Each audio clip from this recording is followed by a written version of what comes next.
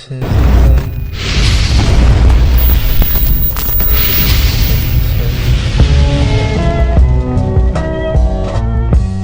Simalu's comments, and then we're gonna go ahead and wind it up. So this is him responding to Quentin Tarantino.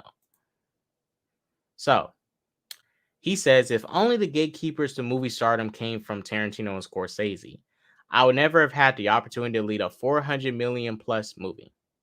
I'm in awe of their filmmaking genius. They are transcendent auteurs, but they don't get to their point. They don't get to point their nose at me or anyone. If only the gatekeepers to movie stardom came from Tarantino and Scorsese, I would never have had the opportunity to lead a 400 million plus movie. Okay, good for you. You led a 400 million plus movie. Okay, good for you. What up, MSK? What up? Shouts out to you, Simu. You're not a movie star, but shouts out to you. You led a 400 million plus movie. Good job. Let's get to his next tweet.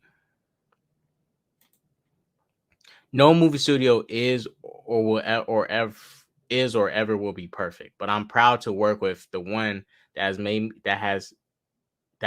made sustained efforts to improve diversity on screen. Hold up.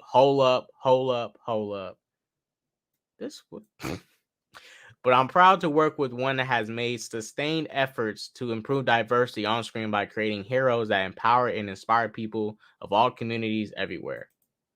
Bruh. The fuck he talking about? What year did Black Panther come out? 2018. MCU started 2008, 2018. That's a long time to get a black-led movie. It's a long fucking time. Long ass motherfucking time. When did they do their first gay representation in Marvel? Was it Eternals? Yeah, I think it was Eternals.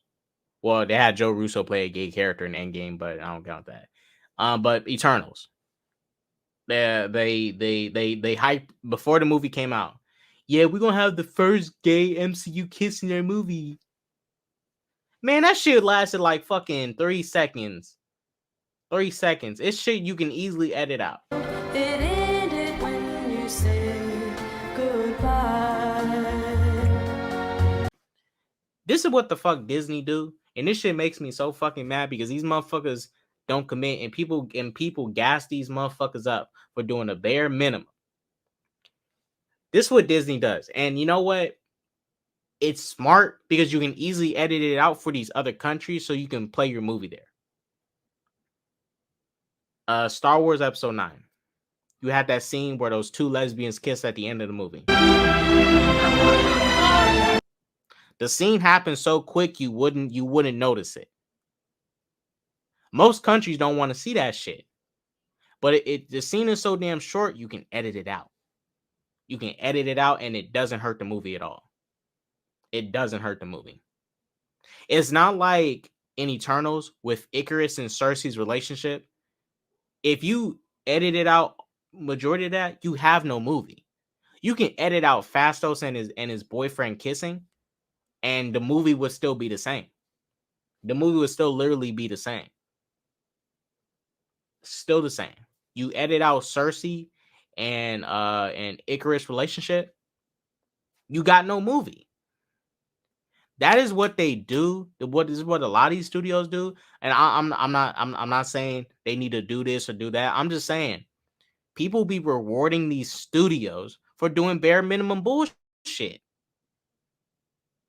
Like bare minimum representation, bare minimum progressive shit. Because all the progressive shit they do, you can easily edit it out and it barely affects the movie. Barely affects it. That's what they do. That is what these studios do. They do bare minimum, and then these people gas them up and go like, oh my gosh, they represented me. Bro, they didn't represent you.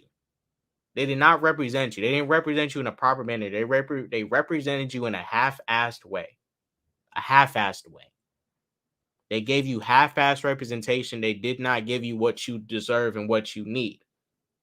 They gave you bullshit. They gave you shit that can be easily taken out the movie because that is how much they care about you. If they can easily just take you out and the movie barely changes, they don't care that much about you. Look at Lightyear. They had a lesbian couple. Their romantic moment lasted less than 30 seconds.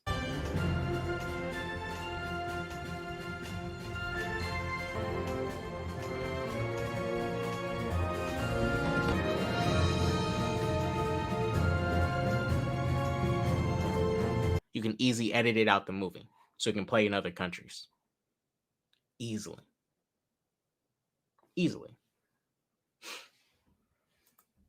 Hasbro, me, Dot, and M Scare. Waiting. Hasbro, get us our Power Rangers movie.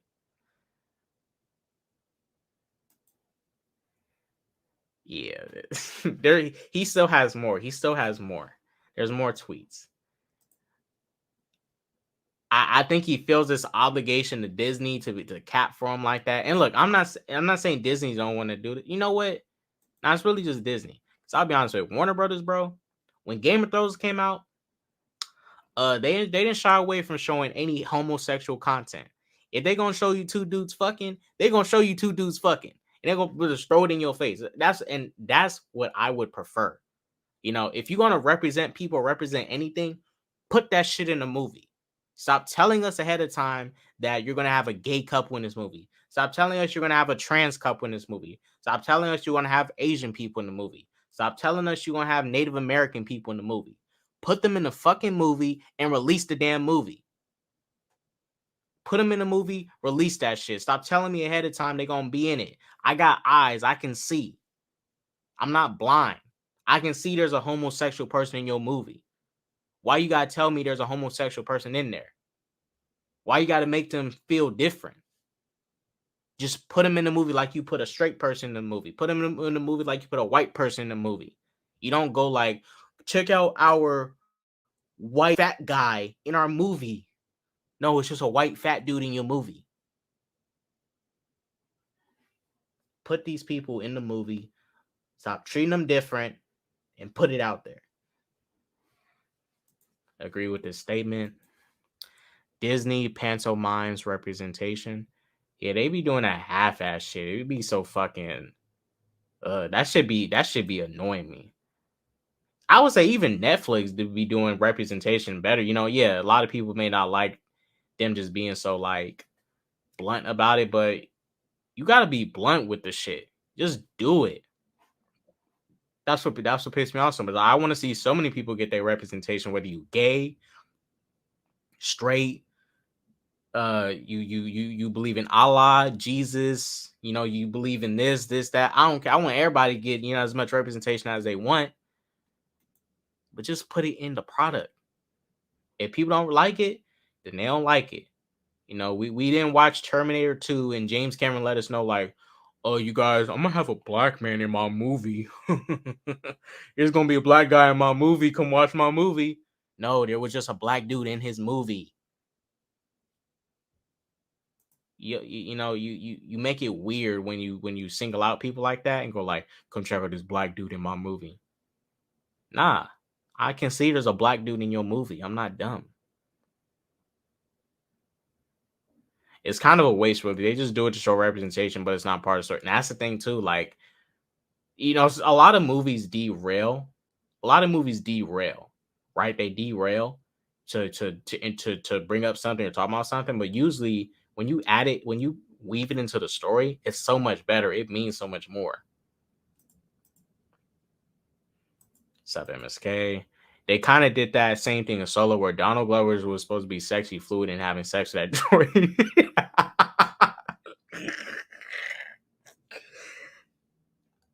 I have no issue with Donald Glover fucking a robot.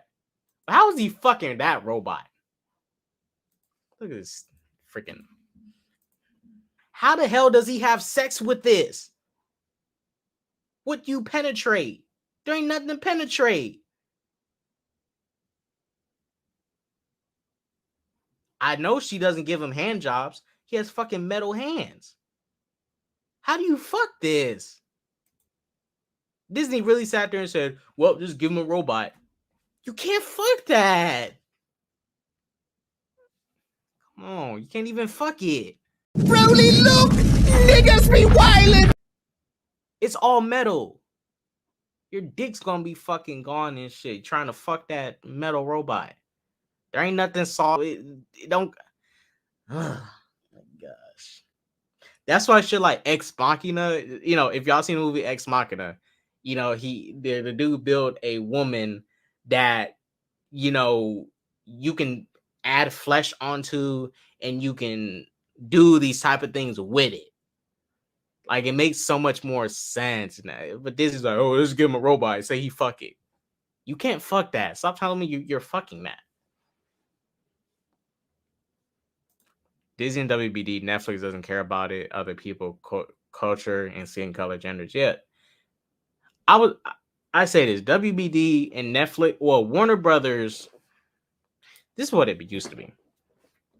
People at some point, and you know, today compared to like last decade, people are super, you know, misogynistic, racist, like all this type of stuff. People are trying to become a little bit more understanding.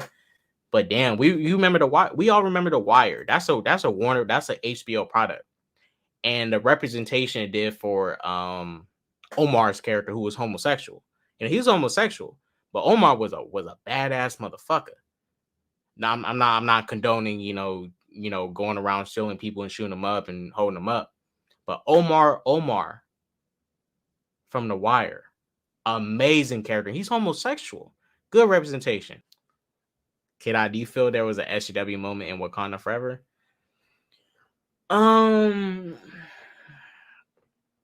My SJW moment I felt in the movie was with the cast. One thing I did not like, and mind you, these characters I still like from the first movie. The female, the overwhelming female cast compared to the male cast. Now in the first Black Panther, it's more females on the cast than it is men. Had no issue with it, but you had someone like T'Challa who was represented in a very good way that made me forgive a lot of the huge amount of, you know, the lack of positive male representation in the movie, right? Because he's the lead star, and that was just enough. And then the women got to shine, especially Dora Milaje, Queen Ramonda. Queen Ramonda got her little moment to shine. Shuri got her moment to shine. These women got their respective moments to shine, especially Okoye. And I love them all in the movie. But in this movie, Wakanda Forever, M'Baku is just the guy who just comedic relief. You know, I'm not saying there can't be comedic relief in your movie, but you know, make that Ross or something. Make Ross the comedic relief for the movie or some shit. Or fucking who else? I don't know. Find somebody else to make the comedic relief. This really your only man on the main cast, and he just here like just every scene he's in. He gotta be the comedian of the bunch. He got to. You know, it's like, come on. And all the women are taking a lot more serious. You know, they're actually in the forefront with the more serious dialogue. You know, the more serious acted scenes. And the only good scene M'Baku had was him telling Shuri, you know, don't go down this path of revenge. Like starting this war is not worth it. We're gonna be in an eternal struggle if you kill Namor. But other than that, he's just comedic relief and telling jokes. And he getting beat up by Namor and shit. Like, I'm like, oh, freak M'Baku. Like, the male representation was lacking. That's my only SJW moment. But other than that, I need the movie's SJW. The other issues with the movie is just writing inconsistencies and all that, plot holes, whatever. But M'Baku was just comedic relief.